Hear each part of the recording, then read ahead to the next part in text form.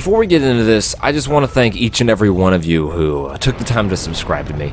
It really means a lot that you somehow managed to stumble onto my obscure corner of the internet and thought, this guy's alright, let's see what else he can do.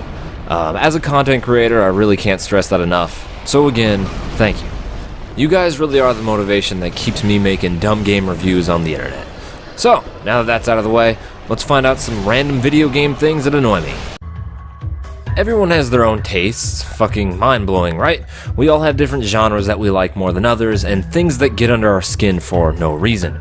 A reviewer should be able to convey what are legitimate problems with a game, and not just their biases. And while it can be important to include some bias to give somebody a better idea of where you're coming from, most of the time reviewers don't normally include the random shit that irritates them, because it's usually not that important to have in a review. But I thought it might be fun to discuss a little so you'll learn a little bit about me and my weird, obscure tastes. So here are my top 5 video game pet peeves ordered from most common to obscure. And for the record, I'm not going to include stuff that everyone hates, like escort missions, underwater levels, quick time events. That's too easy, so feel free to consider that the honorable mentions. Imagine you're starting out on a game and you encounter your first battle. Normally a battle song will come on to give you a grandiose sense of action and danger, and usually they're pretty good. But then it comes on again, then again, and before you know it, you're listening to the first 10 seconds on repeat because you have to grind for a fucking rare drop. Number 5 is a lack of battle music. Granted, this only applies to the longer RPGs, but I really start to lose it around the 20-hour mark when I consider stabbing both my eardrums with the nearest ice pick, which is the thought of an insane person who's listening to the same song one too many times. Hey, fun fact, did you know the United States government would often play music constantly on repeat at loud volumes as a form of torture in Guantanamo Bay? Because I consider number 5 to be on a similar, albeit lower level of not technically torture, but basically torture. I'm gonna go out on a limb here and say most of you watching aren't crazy about reading without some form of visual component.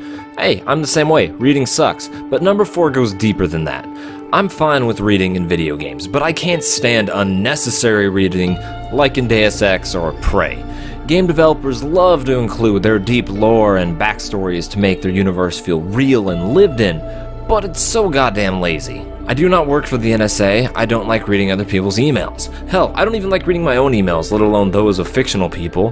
The main stories aren't impacted by these small details, and if they're really important, then make an audio recording like in BioShock. I love small details, but it's so much better to convey subtlety through level design rather than what's basically convenient exposition. Can you just imagine all the hard work that writers put in to make this world deep, only to have dickhead players like me just click through everything to see if a side quest will pop up? Kinda have to feel bad for them. Sure, it's not too bad in moderation, but man, I really don't like reading if I don't have to. I've mentioned this in my previous videos because it's the pet peeve I'm annoyed most by, but I fucking hate mechanics that focus on menu systems. This means loot systems and crafting. I'm lumping them together because I hate them for the same reasons. I play games to experience fantastic worlds filled with amazing stories and interesting characters, not waste my time with a glorified Excel spreadsheet full of random shit that I've collected. Inventory management is not fun. It's the busy work you do as you prepare for the fun. I'm just a simple man who wants to hit stuff with swords until they die. I'm not asking for too much. Whenever I play a loot-based game like Borderlands or Diablo, there's always that moment that keeps popping up constantly as you play. You know the one, when you have to sell all your useless crap like a Radio Shack going out of business. It's a chore, just let me go back to playing the game. I don't want to care that the weapon I got is one number better than the current one, but I do care, because I played video games all my life and numbers pretty much mean everything. Crafting systems aren't any better. When I played through The Witcher 3, because I'm a hoarder, I picked up everything I could. It actually got to the point where my crafting menu tab would lag because I had so much stuff. I didn't even craft the basic bombs that you do early in the game until I was about 3/4 through. That's how far I go to not craft. I don't want to play a simplified version of alchemy for stuff that's not really essential to the game. Number 2 is a common pet peeve I have with Japanese games. My reasons for hating it are basically the same as number 3, in that it's a giant waste of time that could be better spent playing the actual game. Number 2, is what the hell is up with the goddamn fishing.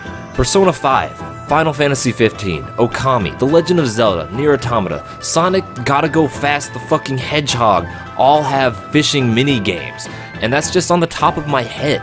Unless your game is Bass Pro Fishing, I don't want to see fishing at all, because then I'm gonna have to sit through the stupid tutorial that you go through, even though I'm never gonna touch the fishing side of the game again. The only one I can give a pass is Pokemon, but still, I'm seriously getting tired of all the fishing. I mean, fishing is just so boring, why would I even do that? What's that? I can't 100% the game without it? I'll go grab my lures.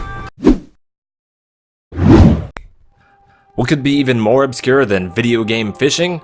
Well, admittedly, it's really fucking stupid. The most obscure pet peeve I have are oversized moons in skyboxes. Is it a deal breaker for me? Not by a long shot. But unless there's a narrative reason for the moon being unnaturally large, there's always a nagging feeling in the back of my mind. How big is this planet's fucking tides? This poor ecosystem must be in total disarray. I can forgive double jumping and every main character regenerating bullet wounds, but how am I supposed to be immersed in my game knowing that some small village on the other side of a fictional planet is getting swept away on the daily? I'm going to hell. Hope you guys enjoyed the video. Again, this was just some funny, dumb top 5 list to laugh at me, mostly, because I have really obscure dislikes sometimes. But feel free to leave your top pet peeves in the comments. I'd love to hear them. Who knows, maybe I'll even get more pet peeves from you guys, because I'll realize things that I will just not be able to unlearn.